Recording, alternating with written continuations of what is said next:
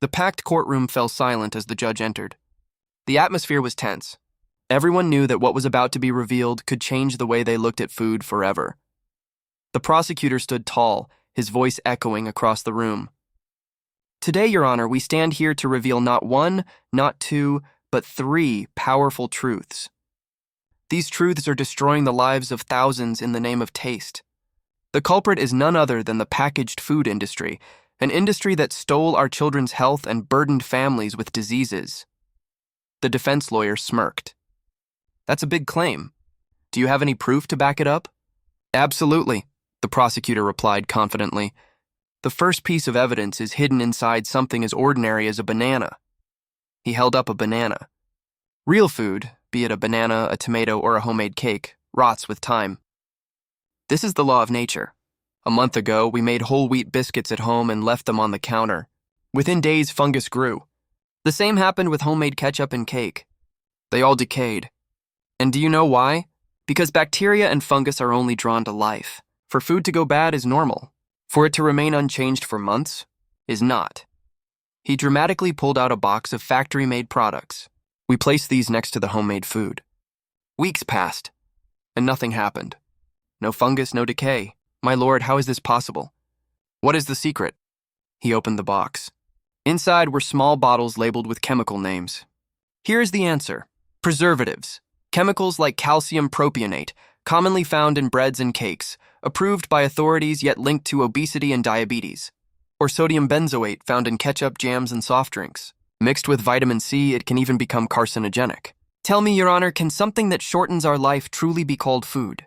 The defense lawyer quickly rose. Objection. These additives are government approved. This is fear-mongering. Overruled, the judge replied. Continue. The prosecutor bowed his head slightly and carried on. The second truth, my lord, is about the lies written on food packets. He held up a glossy packet of chocolate almond biscuits. Sounds healthy, doesn't it? The name itself promises almonds. By the looks of it, you'd expect 20 or more almonds inside. But if you flip the packet, you'll see the truth. Just 4% almonds. That's about 3 almonds in the entire packet. Gasps filled the room. And here's another, he said, raising a pack of spinach out of noodles.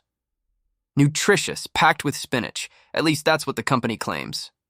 But according to the label, it contains just 1.2% spinach. In this entire pack, you'll barely get 3 small spinach leaves. The rest, chemicals, oil, and plain flour. They even add green color to trick us into believing it's healthy. The audience chuckled when the prosecutor picked up a packet of pineapple cream biscuits. They taste like pineapple, smell like pineapple. But check the ingredients. Not even a single piece of pineapple inside. It's nothing more than artificial flavoring and yellow color. He paused, letting the truth sink in. When real food looks dull, they drench it in fake colors. Bright candies, glowing chips, shiny cream, all painted to tempt us, while the real dangers are hidden in fine print. The defense lawyer stood again, clearly rattled. But people love these products. If they were truly harmful, millions wouldn't buy them again and again.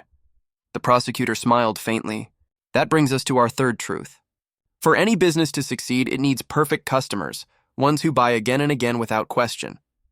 And who could be more perfect than children? The doors opened and a group of children walked in. Their small voices carried the weight of innocence lost. One child stepped forward. I drank bottles of your energy drink. It promised to make me strong like a hero. Instead, I got cavities. Instead of growing taller, I grew weaker, another spoke. Your ads made soft drinks look cool. All we got were pimples and bad health. The prosecutor lifted a box of a popular children's health drink.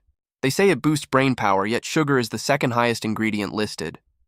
Sugar is everywhere, in biscuits, ketchup, juices, cereals, jams. And why? Because sugar is addictive. It triggers dopamine in the brain, making us crave more and more. Research has even found sugar to be more addictive than cocaine. The courtroom buzzed with whispers. 30 years ago, obesity was an adult disease, the prosecutor continued. Today, 1 in every 3 children suffers from it. And still these companies flood our markets with sugar-coated lies. The judge's gavel struck. Order in the court. The prosecutor took a deep breath. Your Honor, we cannot rely on these companies to change. Their priority will always be profit. Our appeal is not to them, but to every mother, every child, every citizen. Remember 2 things. First, remove factory-made foods from your homes. Strength and health come from nature. Fruits, vegetables, nuts, and grains, not their fake copies. Second, always flip the packet. Read the label. If there's something you can't pronounce or something you would never find in your kitchen, leave it right there on the shelf. He lowered his voice. Your Honor, we rest our case. The judge looked around the silent courtroom. The evidence has been laid before us. But the final decision is not mine. It is in your hands, the people's hands. The law may be blind, but you can open your eyes. Don't be fooled any longer. The gavel struck one last time, and with that, the trial of packaged foods ended. But outside those courtroom doors, the real verdict was waiting, in every choice people would make the next time they stood in front of a supermarket shelf.